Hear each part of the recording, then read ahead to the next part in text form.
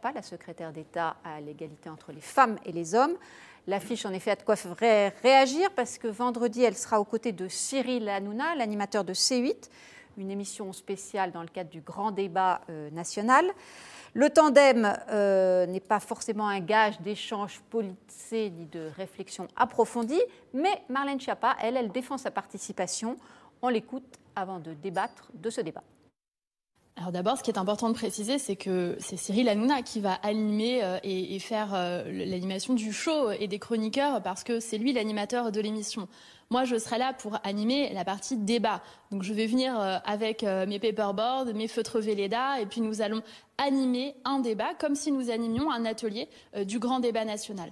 Et puis pourquoi Cyril Hanouna? Parce que je vous rappelle que Cyril Hanouna, c'est l'un des premiers à avoir reçu des gilets jaunes, à avoir perçu l'ampleur de ce phénomène dès le mois de novembre, alors même que tout le monde, moi y compris, pensait que c'était quelque chose qui allait rapidement s'essouffler. Valérie de Toragnan, après tout, pourquoi pas?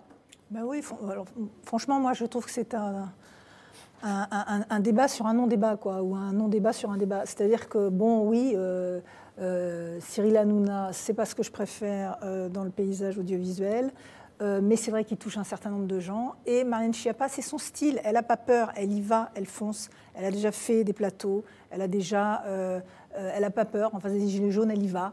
Voilà, on peut l'aimer, pas l'aimer, mais en tout cas, moi, je reconnais cette qualité-là. Elle est en mission, elle est là pour défendre son gouvernement. Franchement, alors toute la question de savoir, oui, mais elle serait interviewée, ce serait une chose, mais comme elle anime le débat, elle n'est pas à sa place. Je crois que la frontière est quand même assez fragile, enfin assez faible. C'est pas un mélange des genres? Moi, j'ai l'impression que c'est un non. Le mélange des genres, en soi, c'est pas. Le mélange des genres, on y est depuis tellement longtemps que. Non, moi, ma ministre ma ministre de l'enseignement supérieur, elle est très réservée. C'est rare d'ailleurs elle a vraiment, il y a un petit couac gouvernemental. Elle trouve ça. Elle n'est pas du tout d'accord avec cette démarche, visiblement. Elle s'exprimait. Frédérique Vidal, oui.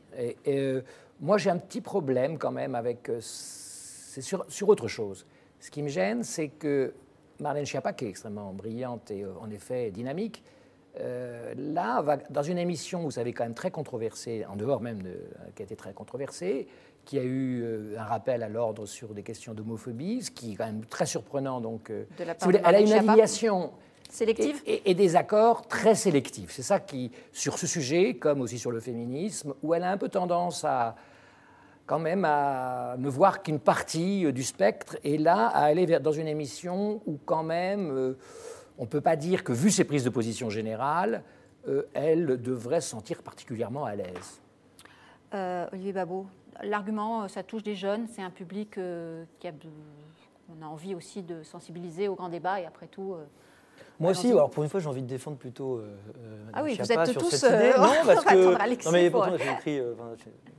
pas de problème avec la critique du féminisme de façon générale ou de ses excès, hein, précisément. Mais là, je pense qu'on ne peut pas à la fois dire aux gens, aux hommes politiques, « Ah, vous n'avez pas été assez proche des gens, vous ne leur avez pas parlé, vous n'avez pas essayé d'aller au contact. » C'est ce qu'a fait Emmanuel Macron. Et puis, reprocher à quelqu'un, effectivement, alors, tout sera probablement dans la façon dont on le fera, dans la façon dont les explications seront données, mais aller auprès des gens, utiliser les leviers qui sont importants et qui, effectivement, donnent accès à des gens qui, sans ça, n'ont peut-être pas, on pourrait dire, des habitudes d'information, de lecture approfondie des discours des politiques. Ça peut être une bonne façon de renouer ce lien qui est clairement cassé depuis les Gilets jaunes entre les gens, la population et puis les décideurs. Donc pourquoi pas au pire, c'est inutile, disons. Voilà, au pire, c'est inutile. Alexis Brézé, vous allez briser cette belle unanimité sur le plateau? À moitié. Christophe, il n'était pas très chaud. Que le gouvernement peut y parler aux jeunes, etc. C'est très bien. Le problème, c'est que Marlène Schiappa, elle en fait toujours trop, elle en fait des tonnes. Déjà, elle n'est pas obligée de dire qu'elle est co-animatrice. On aurait dit Marlène Schiappa va participer à une émission organisée par Hanouna. Bon, personne n'en aurait parlé. Puis là où elle en fait trop aussi, c'est qu'elle était en premier rang de ceux qui attaquaient Hanouna à l'époque. Parce qu'elle dit aujourd'hui, c'est le premier à faire parler les Gilets jaunes. Mais à l'époque, le gouvernement saisissait le CSA parce que les Gilets jaunes parlaient chez Hanouna et dénonçaient l'homophobie d'Hanouna et dénonçaient les nouilles qu'on mettait dans le slip de je ne sais pas qui, ce pauvre gars qui on avait fait croire qu'il avait tué quelqu'un. Enfin bon. Tout ça n'est pas à grande importance. Moi, du point de vue, en tout cas, de la pédagogie gouvernementale, je pense qu'il faut parler à tout le monde. Du point de vue de la télévision, je pense que, en tout cas, moi, ce que je crois, c'est qu'on peut s'adresser en matière d'information au plus grand nombre sans rabaisser le niveau de ce qu'on dit. Et je pense que le gouvernement gagnerait à soutenir des émissions du service public qui ne soient pas forcément prétentieuses ni ennuyeuses, mais en disant on va parler au plus grand nombre à travers de la pédagogie intelligente, contre Hanouna, que pas... Mais elle le fait par ailleurs, ça. Hein. La veille, elle sera dans l'émission de France 2. Voilà, elle dit qu'il faut être surtout... Il y a des publics différents, et ceux qui sont devant les émissions politiques de France 2, ce n'est pas du tout le même public que ceux qui sont devant chez Hanouna. C'est voilà, la justification qu'elle donne, et je pense qu'en termes sociologiques, elle a raison. C'est-à-dire que si elle cherche à être entendue d'un autre public... Il y a d'autres émissions où on peut toucher un public vraiment populaire, qui sont de meilleure aloi. Enfin, je crois que, selon le proverbe... On peut parler à tout le monde, on doit parler à tout le monde, mais peut-être pas avec n'importe qui. Voilà. Ça donne l'occasion de faire un petit tour de table sur les débats animés par Emmanuel Macron, les deux précédents, celui annoncé jeudi avec les maires. Ah, pour vous, c'est un débat, d'accord. C'était une séance de questions-réponses. Petite ironie. Alors allez-y, Christophe. Oui, de point de vue rhétorique, moi je trouve que c'est très bien ce qu'il fait, mais débat, non. Débat, c'est ce que nous faisons là.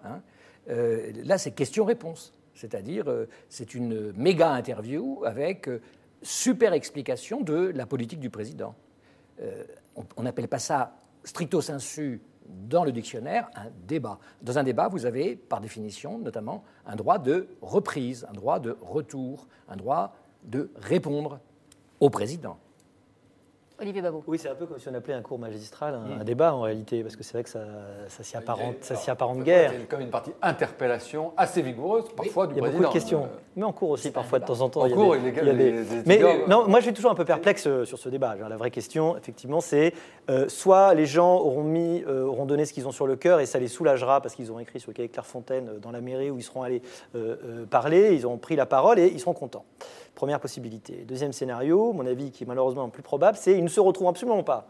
Ils ne se retrouveront pas dans la synthèse forcément extrêmement synthétisée. Enfin, oui, la synthèse très courte, qui aura fait des choix, qui aura enlevé beaucoup de choses, qui sera forcément faite. Énormément de frustration et donc en réalité une déception encore plus grande qui fait que la colère pourrait être ravivée potentiellement par le résultat. C'est ce que je crains et ce n'est pas ce que j'espère.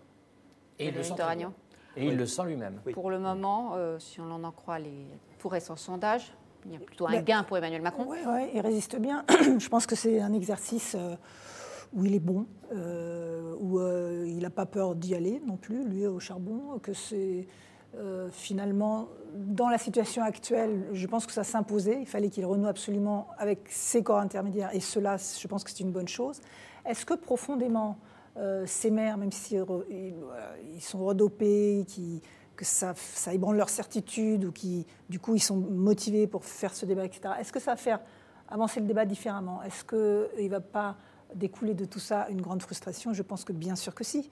Mais la question, au point où on en est aujourd'hui, c'est que les conséquences de ce débat, on ne les connaît pas encore, mais ne pas y aller aurait été une faute incroyable. Donc voilà, et maintenant il faut y aller, il faut assumer à tous les niveaux, y compris sur les plateaux de Cyril Hanouna, l'explication pédagogique. Vous l'avez dit souvent sur ce plateau, d'ailleurs, c'était aussi une façon pour le gouvernement de gagner du temps, de se donner un peu d'air. Il y a deux questions. Il y a d'abord la question de la partition de Macron. Oui, il est bon, oui, il fallait le faire, maintenant il faut arrêter.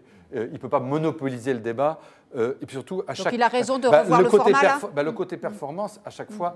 s'érode un peu. Parce qu'on s'y habitue, puis les gens ont assez. Et s'il continue, il nous a dit qu'il en ferait 10, au bout de la 4e ou 5e, plus personne ne regardera. Et ce n'est pas possible. Non, c'est pas bien que le président de la République soit banalisé à ce point-là. Donc je pense que le mieux est l'ennemi du bien. Il ne faut pas se laisser emporter. Ils ont compris, puisque il adore ça, parce qu'il c'est est très bon, mais il y a un moment, il faut s'arrêter. Maintenant, on a compris, il faut donner tendre le micro, si j'ose dire, le relais à d'autres, alors que des ministres, le Premier ministre, et puis qu'il y a un débat.